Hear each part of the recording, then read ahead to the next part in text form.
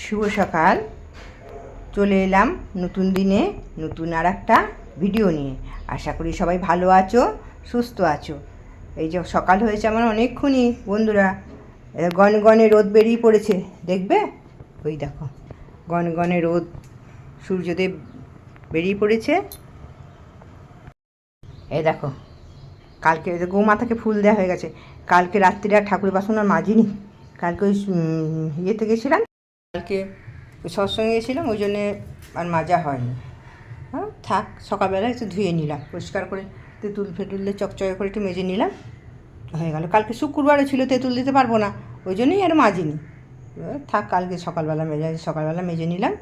ফুল টুল তোলা হলো, ফুল তোলা হলো নিচে তুলসীতলায়, ওপরে তুলসীতলায় সব জল টল দিয়ে সবাইকে, শ্বশুর শাশুড়ি সবাইকে ফুল টুল দিয়ে তারপরে না একটু শুভ সকালটা করে নিই। এখন ঘড়ির কাঁটায় বাজছে 8:20 হয়ে গেছে। কি গরম পড়েছে বন্ধুরা, প্রচুর গরম, এত গরম যে বলার কথা না। ফুল টুল সব তোলা হয়ে গেছে, ফুল ভাগ করে নিয়ে পুজোটা দিয়ে নিয়ে তারপরে আবার রান্না আছে। শুভ সকাল বন্ধুরা, এই দেখো চলে এসেছি নতুন দিনে নতুন আর একটা ভিডিও নিয়ে। দেখো আজকে আমার গাছে কত ফুল ফুটেছে দেখেছো। কেনা মানুষের ফুল কেনে ঠিকই, কিন্তু এই যে গাছ লাগিয়ে এত সুন্দর ফুল, দেখো অনেকগুলো ফুটেছে। বিস্কুট কালারের জবা, দেখো কলকেগুলো জল পেয়ে দেখো কি সুন্দর, বৃষ্টি জলটা পেয়েছে। বড় বড় দুটো পঞ্চমুখী জবায়, দেখো পঞ্চমুখী জবা অনেক দিন শখ ছিল। লাল জবা, সাদা জবা, নীলকণ্ঠ, থোক নীলকণ্ঠ, মানে যা যা ফুলের শখ ছিল সমস্ত ফুলই ফুটে গেছে। একটা মাত্র এই যে যা হলুদ কলকেটা আছে নাকি দেখলাম না। বন্ধুরা আজকে বাড়ি থেকেই দেখালাম, দেখো আজকে হচ্ছে এইটা, এই খবরটা পড়েছি, চললাম সৎসঙ্গে। চলো কি দেখাতে পারি, ঠিক আছে সঙ্গে থাকো।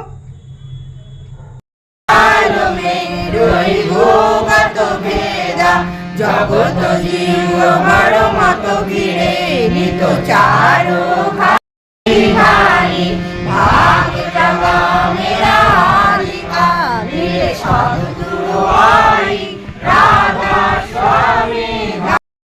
তাহা তোমার বেলাও যেমন অন্যের বেলাও তেমনই। তুমি যদি অন্যের মঙ্গলে যাহা কিছু করণীয় পাওয়ার আশা না রাখিয়া যতদূর সম্ভব উদ্বেগ শূন্যভাবে করিয়া যাইতে পারো, দেখিবে পাওয়ার জন্য তোমাকে আঁকুপাকু করিতে হইবে না। পাওয়া তো আসবেই, তোমার মনে অন্তরিক্ষে কে যেন কাঁদিয়া উঠিবে, স্বস্তি স্বস্তি স্বস্তি।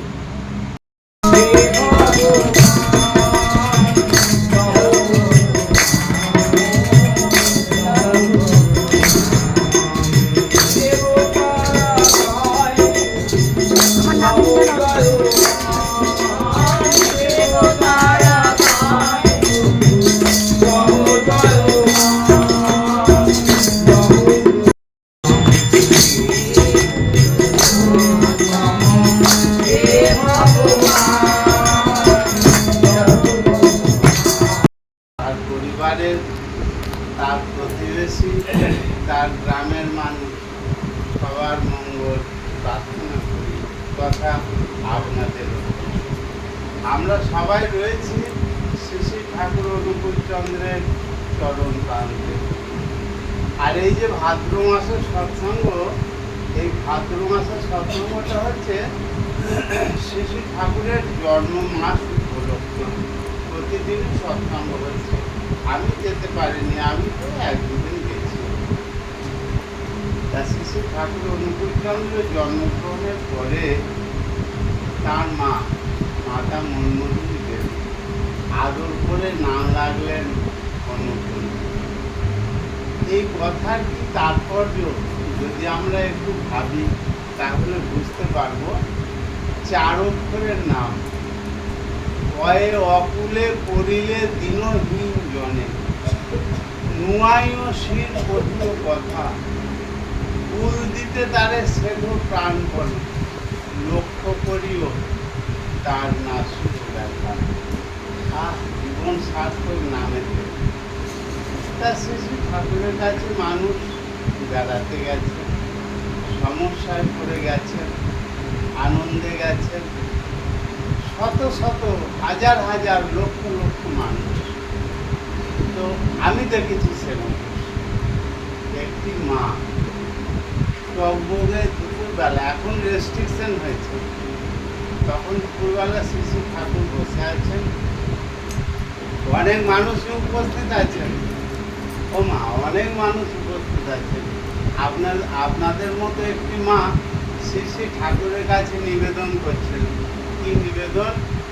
তার স্বামী দেবতার হাজার অপগুণের কথা, তার স্বামীর এ দোষ তা দোষ সেই দোষ, একবারে বড় পাড়া ফর্দ শ্রী শ্রী ঠাকুরের মাথায় ধরে দিচ্ছেন। ঠাকুর মন দিয়ে, ও মা ঠাকুর মন দিয়ে সব শুনলেন। শুনে শ্রী শ্রী ঠাকুর বলছেন তোদের বড় মাকে ডাক। ওই শ্রী শ্রী ঠাকুর পাশে রয়েছেন বড় মা, তো বড় মাকে ডেকেছেন। তখন দুপুরবেলা টকবকে রোদ, সূর্য মধ্য গগনে। বড় মাকে শ্রী শ্রী ঠাকুর বলছেন, বড় বউ এরকম বলছেন, তুমি হারিকেনটা নিয়ে এসো আর দেশ লাইটটা নাও আর উঠোনে যাও, হারিকেনটা জ্বালো। আমি যদি আমার স্ত্রীকে বলতাম দুপুরবেলা টকবকে রোদের সময়, আমার স্ত্রী কি বলতো? বলতো তুমি পাগল হয়ে গেছো নাকি? শ্রী শ্রী ঠাকুরকে বড় মা ওই কথা বলেননি, স্বামী দেবতা আদেশ করেছেন, তার আদেশ রক্ষা করা তার কর্তব্য। তিনি জানলেন সেই দুপুরে উঠোনে গিয়ে হারিকেন। এবার শ্রী শ্রী ঠাকুর বলছেন একটু বাড়িয়ে দাও, একটু বাইরে দিয়েছেন, বলছেন এবারে একটু কমিয়ে দাও, কমিয়ে দিয়েছেন। বড় মা এসেছেন রান্না করতে করতে, তা বড় মা বলছেন ঠাকুর আমি তো রান্না করতে করতে কড়াই না দিয়ে চলে এসেছি। শ্রী শ্রী ঠাকুর বলছেন তুমি এবার যাও। বড় মা চলে গেলেন। ওই মা আবার ঠাকুরের কাছে বলছেন ঠাকুর আমাকে কিছু বলে দিন। শ্রী শ্রী ঠাকুর বলছেন ওই ওই ওই ওই দেখলে না তোমাদের বড় মা কি করলো? প্রতিটা সংসারে এই রকম সংসার চেয়েছেন শ্রী শ্রী ঠাকুর। আজকে বড় ব্যথা হয়, দুঃখ হয় জানেন। অনেকে শ্রী শ্রী ঠাকুরের সদনাম গ্রহণ করেছি, কিন্তু তার বিধির মতো আমরা চলছি। আমরা ভাববো যতক্ষণ তার বিধির মতো না চলছি, মঙ্গল কিন্তু আমাদের থেকে অনেক দূরেই থাকবে। কারণ শ্রী শ্রী ঠাকুর দয়া করে বললেন বিধির বিধান করবে পালন, যেটুকু বা যতটুকু কেটে ছেটে সব মিলিয়ে ফলও পাবে। তাই দাদা মায়েরা বিধির বিধান শ্রী শ্রী ঠাকুর অনুকূল চন্দ্রের যে মহা আশীর্বাদ আমাদের প্রতি রয়েছে, যজন যাজন ঈশ্বরভীতি সস্তয়নী সদাচার, এগুলি প্রতিপালন করা। বলে কি আমাদের তো সময়সীমা খুবই সীমিত। এখনো বক্তা আছে, কাশি ভাই আমাকে অলরেডি টাইম দিয়েছে। আর একটা ঘটনার কথা বলে আমি আপনাদের থেকে বিদায় নেবো। আপনাদেরকে ছাড়তে আমার ইচ্ছা করছে না, কিন্তু সময়সীমা বড় তো কম। দেখুন প্রত্যেকটি মানুষ সে তার আদর্শ থেকে কেউ সরতে চায় না। সে যে যা কাজ করে সেই কাজই সে রত থাকতে চায়। তা একটা চোর সে চুরি করে জানেন, প্রতিদিন চুরি করে, প্রতিদিন। আর চুরি করে তার যা কামানি হয় না, ওতে ওর মন ভরে না। একদিনকে মনে মনে করছে ওই জমিদার বাড়ির, তো জমিদারের অনেক টাকা আছে, সোনা আছে, আমি ওর বাড়ি যাব চুরি করতে। যেই ভাবা তেমনি কাজ।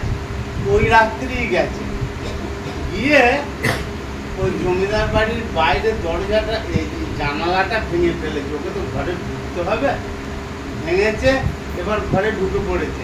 ঘরে তৎকালীন সময় কাঠের সিন্দুক, মায়েরা কাঠের সিন্দুক দেখেছেন নাকি? দেখেছেন অনেকে। বা তা কাঠের সিন্দুকটা রয়েছে, তাতেই সম্পদগুলি আছে আর কি। তা ওই চোর কাঠের সিন্দুকের কাছে চলে গেছে, দিয়ে এবার হাতুড়ির ঘা দিতে লেগেছে, ঠক ঠক করে আওয়াজ হচ্ছে তো। আর ঘরে ছিল প্রহরী জানেন, ওই ঠক ঠকানি আওয়াজে তো ঘুম ভেঙে গেছে। কি ব্যাপার এত রাত্রে ঠক ঠক করছে? আরে অপরিচিত লোক, আরে চোর চোর চোর। যেমনি বলেছে চোর চোর, আর চোর বেটা যেখান দিয়ে ঢুকেছিল ওখান দিয়ে একবারে পগার পার, এবার ও ছুটছে। আর প্রহরী বলছে, চল তুই কোথায় যাবি, তোকেও আমি ধরবো। ও জীবনের দায়ে ছুটছে আর প্রহরীও ছুটছে। এখন ও তো চোর মনে মনে করছে যে আমাকে ধরতে পারলে তো মেরে শেষ করে দেবে, আরো একটু ছুটি। কতক্ষণ ছুটবে? সে ক্লান্ত হয়ে পড়েছে, দেখছে গ্রামের বাইরে একটা বেল গাছ রয়েছে আর কিছু ছাই মাটি রয়েছে নিচে। তা ও তাড়াতাড়ি করে পোশাক আশাকগুলো খুলে ফেলে দিয়ে দুটো ছাই মাটি গায়ে মেখে আর ও ধ্যান করতে বসে পড়ছে, জানে ধ্যান করছে। আর প্রহরীকে তো আর কাউকে দেখতে পাচ্ছে না, দেখছে এখানে তো একটা সাধু বাবা ধ্যান করছে। কাউকে যখন দেখতে পাচ্ছে না, বলছেন ও সাধু বাবা, সাধু বাবা, সাধু বাবা তো ধ্যানে মগ্ন। ও সাধু বাবা, সাধু বাবা একটু ধ্যান করতে গেছে। ব্যাটা পাকা চোর, কিন্তু ধ্যানটা যেহেতু ভেঙেছে, বলছে সাধু বাবা এখান দিয়ে একটা চোর পালালো, দেখলেন? না তো বাবা, আমি তো চোর তো দেখিনি। প্রহরী চলে আসলো। ব্যাটা চোর কি মনে মনে করছে যে শালা আমি একটা পাকা চোর, জীবনটা রক্ষা করার জন্যে একটু অভিনয় করে ধ্যান করলাম, আমাকে বলে সাধু বাবা। আমি যদি প্রকৃত সাধু হতাম, যুগপুরুষোত্তম শ্রী শ্রী ঠাকুর অনুকূল চন্দ্র তিনি দয়া করে বললেন, সাধু বলে তারে সৎ কাজে যে নাছর বান্দা পালায় না করব। মানুষের জীবনে সৎ কাজ কি জানেন? সদ্গুরুর সৎনাম গ্রহণ করে তাকে ভালোবেসে চলা। আর কোনো কাজ নেই মানুষের, ওই একটাই কাজ, সদ্গুরুর সৎনাম গ্রহণ করে তাকে ভালোবেসে চলা।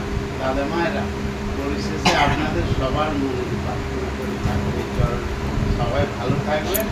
আর আমি আপনাদেরই বাড়ির কারু ছেলের মতো, কারু ভাইয়ের মতো, কারু বন্ধুর মতো ওই জায়গাটা দাঁড়িয়ে বলে কি, যারা শিশু ঠাকুরের সন্ধান পেয়েছেন নিয়মিত ইষ্টভীতি পরায়ণ থাকবেন।